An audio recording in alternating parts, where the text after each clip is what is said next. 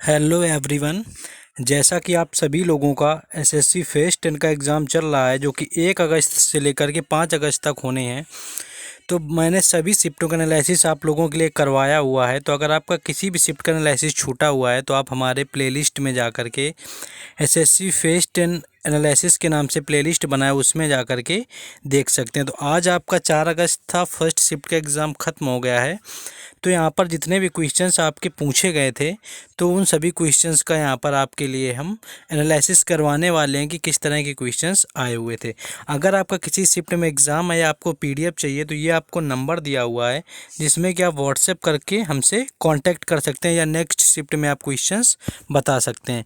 तो जिन लोगों ने चैनल को सब्सक्राइब नहीं किया है, चैनल को सब्सक्राइब कर लेंगे और बेल आइकन को भी ऑन कर लेंगे, जिससे कि हर वीडियो का नोटिफिकेशन आप तक पहुंचता रहे। और आप लोग वीडियो को भी लाइक कर दें और देखेंगे कि किस तरह के क्वेश्चंस आज पूछे गए हैं।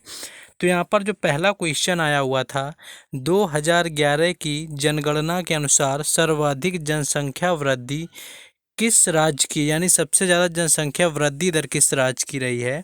तो जनगणना 2011 के अनुसार जनसंख्या वृद्धि दर जो आपकी है, मेघालय राज्य की सर्वाधिक रही है, जो कि 27.95% आपका राइट आंसर था। तो आपका मेघालय एक ऑप्शन में दिया होगा कि सबसे अधिक जो जनसंख्या वृद्धि दर है वो आपके मेघालय की रही है। तो यहाँ पर मेघालय आपका राइट आंसर था। नेक्स्ट क्वेश्चन देखेंगे।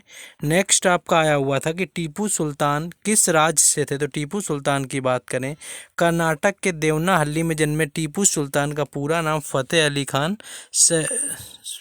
खान साहब था और उनके पिता हैदर अली थे। उनकी बात करें, उन्हें शेर ए मैसूर से नवाजा गया था और उनकी मृत्यु आपकी रंगपट्टनम में रक्षा करते हुए चतुर्थ आंग्ल मैसूर युद्ध में हो गई थी। तो इनका संबंध आपका कर्नाटक से था या मैसूर आपको ऑप्शन में दिया होगा, या इनकी राजधानी रंगपट्टनम, इनमें से कोई आपको ऑप्शन में दिया होगा, जो कि राइट आंसर था। तो जिन लोगों का इस शिफ्ट में एग्ज़ाम है वो लोग कंफर्म करके भी बताएंगे कि किस तरह के क्वेश्चंस आए हुए थे, ये आए हुए थे या राइट है या नहीं है, आपको बताना है। नेक्स्ट क्वेश्चन देखेंगे हम अपना।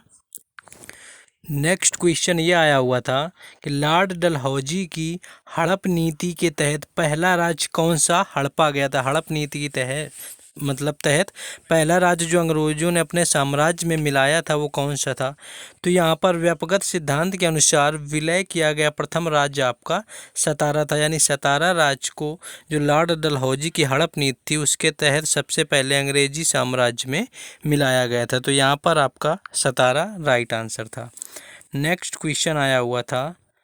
आपका, दिखाते हैं क्वेश्चन क्या था। ये सारे एक आपका खेल से संबंधित था। विजय हजारे ट्रॉफी किस खेल से संबंधित है। तो अगर हम हजारे ट्रॉफी की बात करें कि ये किस खेल से संबंधित है आपकी, तो विजय हजारे ट्रॉफी आपके घरेलू क्रिकेट की प्रतियोगिता है। विजय हजारे ट्रॉफी को भी रणजी वनडे ट्रॉफी के रूप में जाना जाता है, यानी ये प्रतियोगिता आपकी क्रिकेट से संबंधित है। वर्ष 2002-3 में एक सीमित ओवरों ग्रुप मैच का टूर्नामेंट शुरू किया गया था।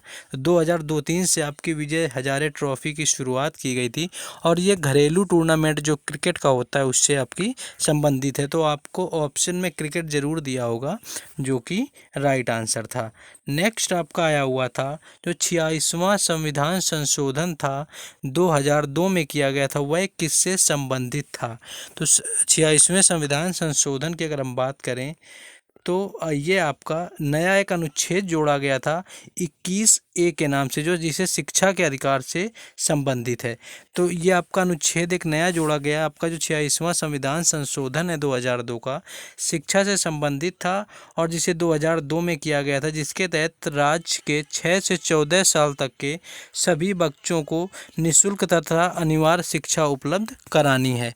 तो ये आपका जो है शिक्षा से संबंधित था, जिसे अनुच्छेद 21A के तहत रखा गया है। तो ये भी आपको ध्यान रखना, ये मौलिक अधिकार के अंतर्गत आता था आपका। नेक्स्ट क्वेश्चन था कि पानीपत का द्वितीय युद्ध कब हुआ था। तो पानीपत के द्वितीय युद्ध की बात करें, 72 भारत के हेमचंद्र विक्रमादित्य, जिनका लोकप्रिय नाम हेमू था, हेमू और अकबर की सेना के बीच 5 नवंबर 1556 को आपका पानीपत का द्वितीय युद्ध हुआ था। तो हो सकता है आपसे द्वितीय युद्ध पूछा गया हो कि किस किस के मध्य हुआ था, या आपसे सन पूछा गया हो कि किस शताब्दी में ये हुआ था। तो ये आपका अकबर और हेमू के बीच 1556 ईस्वी में हुआ था। तो ये भी आपको याद रखना है। और इसमें अकबर के सेनापति बैरम खान इस युद्ध में लड़े थे, तो ये भी याद रखना है। उस समय अकबर की एज यानी उम्र बहुत ही कम थी। नेक्स्ट एक क्वेश्चन आई थिंक पूछा गया था, आपको बताना है आया था कि नहीं, कि भारत का सबसे पुराना शहर कौन सा है। इस तरह का कोई क्वेश्चन था कि सबसे पुराने शहर की बात की गई थी। अगर हम सबसे पुराने शहर की बात करें कि सबसे पुराना शहर कौन सा है, तो वाराणसी जो है, जिसे हम वर्तमान में बनारस या काशी के नाम से जानते हैं, तो वाराणसी भारत का सबसे पुराना शहर है और सबसे पुराने धर्म हिंदू धर्म का जन्म स्थान भी है। तो बनारस या काशी के नाम से भी जाने जाने वाला यह शहर उत्तर भारत के उत्तर प्रदेश राज्य में गंगा नदी के तट पर स्थित है और यह 11वीं शताब्दी ईसा पूर्व में अस्तित्व में आया था। तो ये आपको याद रखना है कि ये, और उसी समय और भी आए थे, दिल्ली, वाराणसी, लखनऊ जैसे भी थे। ठीक है। नेक्स्ट ये आई थिंक क्वेश्चन आपके कल के शिफ्ट में था कि शेर शाह सूरी का मकबरा कहाँ पर स्थित है। तो उनकी बात करें तो शेर शाह सूरी का मकबरा आपका सासाराम में स्थित है। अगर आपका पिछली शिफ्टों का भी छूटा हुआ है तो आप हमारे प्लेलिस्ट में जाकर के क्वेश्चंस देख सकते हैं। तो आप लोगों को हमें सपोर्ट करना है ताकि हम हमारा चैनल ग्रो कर सकें, हम आप लोगों के लिए सपोर्ट कर सकें।